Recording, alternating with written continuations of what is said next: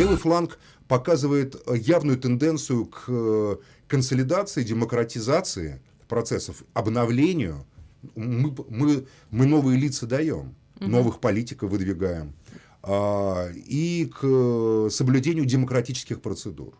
Мне кажется, это крайне важно. Еще не хватает левым только обсуждения серьезной повестки. Вот, допустим, сейчас один из важнейших вопросов — это вопрос о татарском языке, вообще о национальных языках. Кстати, фракция ЛДПР предложила этот закон, который просто вообще упраздняет преподавание на проект закона, упраздняет преподавание на национальных языках. Это чудовищно. Мне кажется, что любой человек левых взглядов, любой человек, я пока даже не обсуждаю Госсовет Татарстана, они просто потрясены. Но любой человек, который стоит на левой позиции, не может это поддержать. Это фашистский закон абсолютно. Потому что, во-первых, это противоречит позиции Ленина. Ленин совершенно ясно говорил, что мы не нуждаемся, марксисты, в том, чтобы навязывать русский язык как государственный народом России, чтобы не вызвать у них отвращение к языку Толстого, Чехова, Ленин так писал там и так далее, великому языку русской культуры, чтобы он не стал языком империалистического угнетения народов. Наоборот, русский язык, писал Ленин, будет развиваться по мере развития капитализма, по мере развития общественных отношений. А вот развивать национальные языки, вплоть до преподавания их, это марксистская задача, задача левых. Почему? Потому что на родном языке человек лучше овладеет современной политологией, современным марксизмом тогда. Это Ленин, по-моему, в 2014 году писал эту работу. Но с тех пор много времени прошло, ситуация изменилась. Ничего не изменилось. Вот Россия вернулась туда, власть, там в Россию, которую потерял Говорухин, и которую, очевидно, обрел Путин и все его окружение. То есть они воссоздают парадигму Российской империи, они уничтожают сам принцип гражданства, а национальность — это составляющая часть гражданства Российской Федерации. Это завоевание наших народов на протяжении 20 века. Право говорить на родных языках, учить за счет государства на родных языках — это вот полифония. На это положено огромные силы и пролито моря крови, честно скажу, чтобы эти гражданские права были. Современная власть, которая представляет Россию как корпорацию по продаже на Запад энергоресурсов и всего остального, и выкачиванию денег, она ни в каком гражданстве не нуждается. Ни в либеральном, ни в социалистическом, ни в консервативном. Ей надо восстановить сословие. Бюрократия, силовики, то есть жандармы, там казачество, военные, условно говоря, там, как их называть, там, мусульмане, как сословие, они до революции тоже были в правах женщин. Может, старообрядцев восстановят еще, мы не знаем, к чему они дойдут. Но при этом экономика либеральная, с таким вторжением в мировую экономику, с IPO там, на западных рынках и так далее. То есть такой модернизированный вариант Российской империи эпохи Александра III, понимаете, осталось только еще людей. Говорили, что в эпоху Александра III было частично восстановлено крепостное право, потому что люди совсем обнищали, крестьяне, после воли 1961 года, когда у них откупа, там, выкуп за землю там превышал их там урожай годовой, и государство взяло над ними опеку в эпоху Александра III, там крестьянский банк был создан и все такое прочее, чтобы как-то эту ситуацию сгладить, когда в богатейшей стране мира по производству зерна был голод в самых хлеборобных губерниях, как известно. Вот они хотят это восстановить. Такой либерал-корпоративное государство. Слово «фашистский» я пока не употребляю, но признаки либерал-фашистского такого классического дискурса, конечно, имеются. Причем слово «фашистский» тут главное, а либерал — это тут экономика. Кто говорит, что либерал-фашизм — это оксюморон, что это не существует, есть такая книга американского политолога «Либерал-фашизм». Она, правда, больше посвящена именно либералам. Это республиканец написал.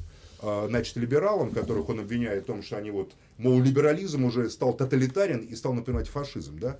Но для меня именно корпоративное государство с элементами либеральной экономики и либерального сознания тех, кто работает с деньгами, это хорошо фашистско-либеральное назовем. Так будет точнее, наверное.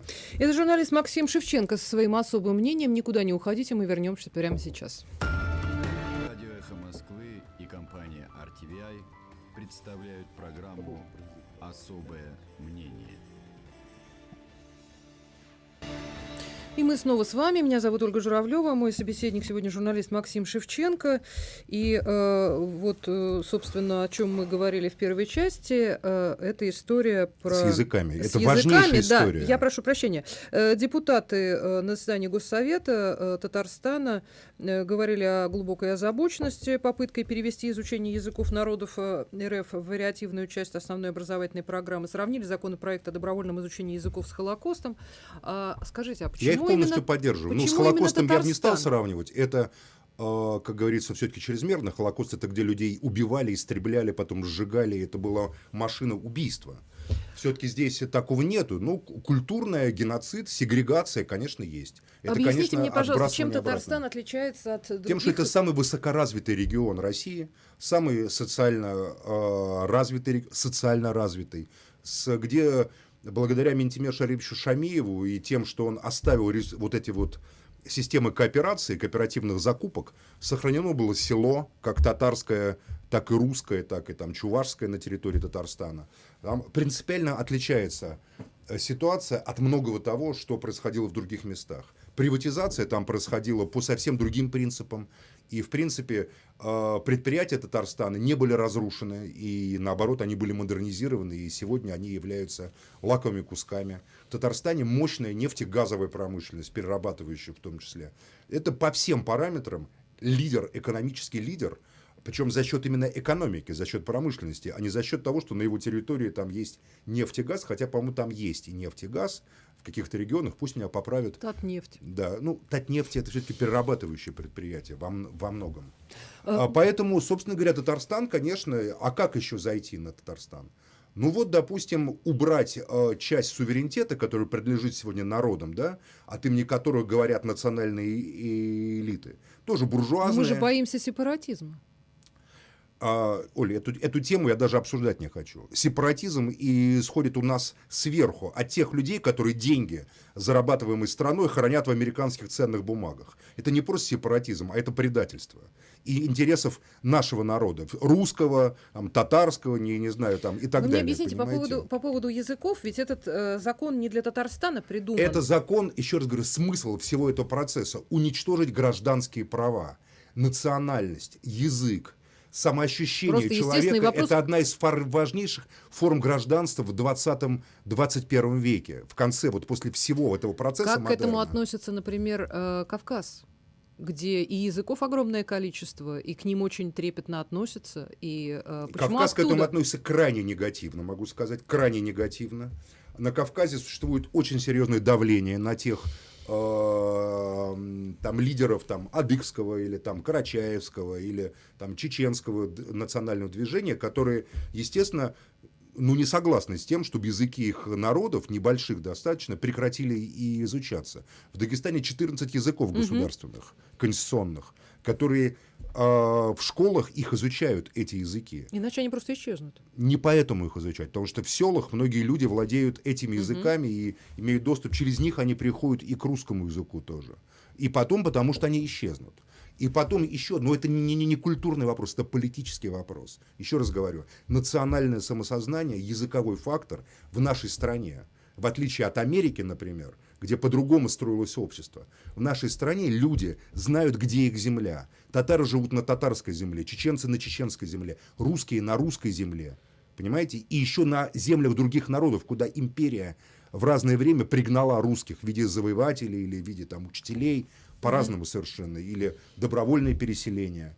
Но и историческое происхождение наших народов, оно совсем иное.